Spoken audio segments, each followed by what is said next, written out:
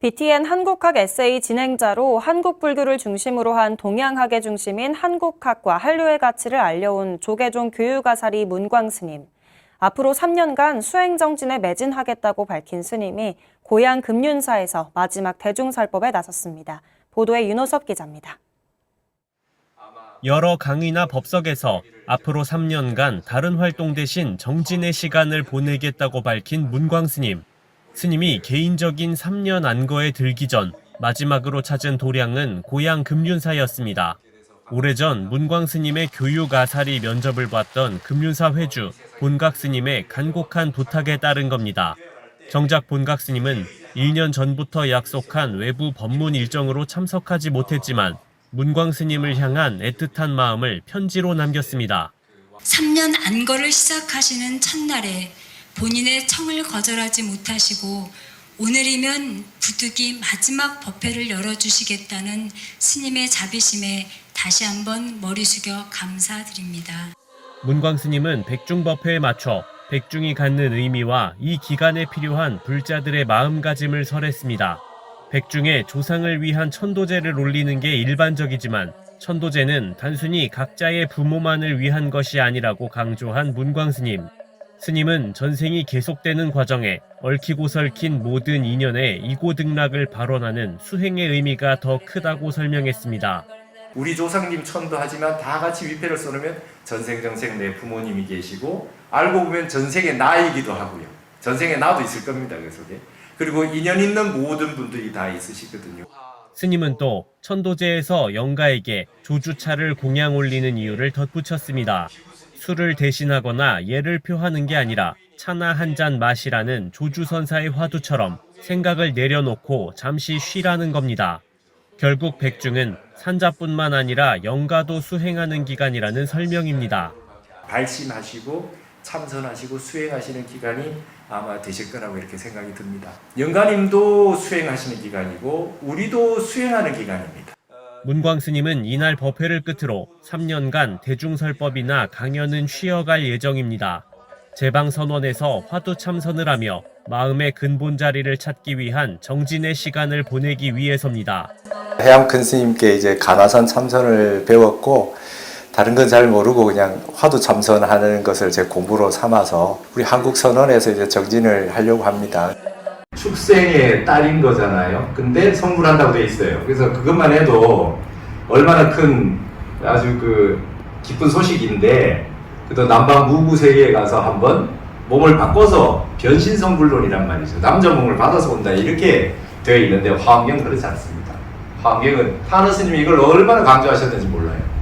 화엄경에는 처음부터 불보살 아닌 이가 없고 서가모니 부처님이 이 생에 오셔가지고 사람 몸을 받아서 오려면 반드시 어머니가 필요하기 때문에 마야 부인이 이미 불보살님인데 여성의 몸으로 어머니가 되어주시기 위해서 이 세상에 놔두신 거다. 그렇기 때문에 부처님 나으시고 7일 만에 임무가 다 끝나셨기 때문에 마야 부인이 7일 만에 이 세상에 별세하신 것이다. 그래서 본래 부처인데 어머니 몸으로 놔둬주셨다. 그래서 등각보살이다. 이렇게 말씀하세요. 그러니까 본래 화엄경에는 남녀가 이 세상 모든 중생이 다 불성을 가지고 있고 불보살인데 남녀가 어디 있겠습니까? 그렇죠? 이게 벌써 화엄경에서는 그 진리가 다 현현되어 있었다. 그것을 이 세계가 불법의 세계를 하나씩 구현해 나가고 있는 것이고 과학도 그렇고 모두 이렇게 해서 화엄의 사사무해법계가 이제 우리 저기 가지고 있는 스마트 세계들 다 사사무해법계 아닙니까? 일중일체 다중일체 그런 이치가 이렇게 다 드러나고 있다. 과학이 발전하고 세상의 지혜가 현현할수록 이 불법의 세계는 점점 증장이 된다. 이렇게 말씀하신 내용이 그와 같고요. 그래서 앞으로 우리 한국의 여성들의 어떤 이 정진력이 세상을 깜짝 놀라게 하는 경우가 있을 것이다. 이런 생각을 합니다. 제가 그래서 이 조주차를 올린다는 거예요. 조주차를 올려가지고 이 원사, 고혼, 망령, 재령 전부 다 헐고령 이 고통스러운 이 윤회의 바퀴에서 쉬셔라. 조주 스님 차 한 잔에 그 조주차 차를 한 잔 마시라라고 한 뜻이 차 마시는데 그 종지가 있는 게 아니라 한 생각 쉬는 겁니다. 그래서 우리가 영가님들한테 저희 차를 한 잔 공양을 올리는 거는 조주 스님이 차 한 잔 마시게. 저는 여기 처음 왔습니다. 그러니까 처음 왔으면 차를 한 잔 마셔라. 있다가 저는 여기 와본 적 있습니다. 차를 한 잔 마셔라. 스님 시자가 처음 온 분도 차를 한 잔 마셔라 하고 또 와본 분도 차를 한 잔 마셔라. 한국에 지금 오고 있다. 뭔가 이게 운기가 오고 있다는 느낌이 막 들어요. 여러분 최근에 K-pop 데몬 헌터스라고 보셨나요? 네. 거기 보시면 저는 이제 그거 부를 때는 바퀴 쌀들이 마주보고 있는 바퀴 쌀들이 이렇게 뒤집어져야 돼요. 그쵸? 바퀴 쌀들이 뒤집어집니다. 뒤집어지는 바퀴가 하나라도 어긋나면 못 뒤집어지죠. 바퀴 쌀들이 다 뒤집어져야 돼요. 그 위에 있는 게 밑에 오고 밑에 있는 게 위에 가고 이렇게 돕니다. 그렇죠? 타는 스님이 그러셨어요. 이제 곤도수가 오고 상하가 바뀐다. 남성 중심 사회가 이제 평형이 되는 수준까지 가기 때문에 이제 여성의 어떤 시대가 한번 온다. 이거 바퀴가 한번 도니까 가불이 도취하고 음양이 도취하고 세상이 한번 수미가 바뀐다. 이런 말씀을 하셨거든요. 이 역학적으로 설명을 다 해놓으셨어요. 제가 논문도 다 써놨습니다. 근데 이 바퀴가 이게 돌아가는데 지금까지 한류는 이 바퀴 쌀들이 낱낱이 이제 막 변화들이 오고 있었던 걸로 보여집니다. 드라마, 영화, 음악, K-푸드, 음식 뭐 이렇게 다양하게 하나씩 이렇게 쭉 있었던 것 같은데 이제 지금 이번에 나오는 캐대원이라고 하는 걸 이렇게 쭉 보니 이게 한 바퀴에 같이 굴러가요. 그게 다 있지 않습니까? 음악이나 뭐 어떤 그런 거기에다가 한국 음식도 있고 한국의 땅도 있어요. 지금 여러분 남산타워 가면 외국인밖에 없어요. 거의. 종로에 가보셨습니까? 제가 종로에 이렇게 다녀봤어요. 이렇게 이런 걸 이제 문화적인 현상을 보려고. 종로에 가면 너무 더운데 한국인은 없는데 외국인들이 이제 한복 입고 다니고 계시더라고요. 바뀐 게 하나 있어요. 골룡포를 입었어요, 남자분들이. 예전에는. 왕의 골룡포를 입고 이렇게 이 왕옷을 요즘 다 갓 쓰고 다닙니다. 갓 쓰고 다녀요. 그렇죠? 여러분 갓의 상징이 뭐죠? 조선시대 때 양반의 그죠? 꼰대의 대표가 갓 아닌가요? 우리가 그렇게 싫어했던 갓을 전 세계 사람들이 지금 쓰고 있어요. 이게 바퀴가 굴러가는 거 아닌가요? 여러분 갓 중에 최고 큰 갓이 어디 있어요? 갓바위에 있어요.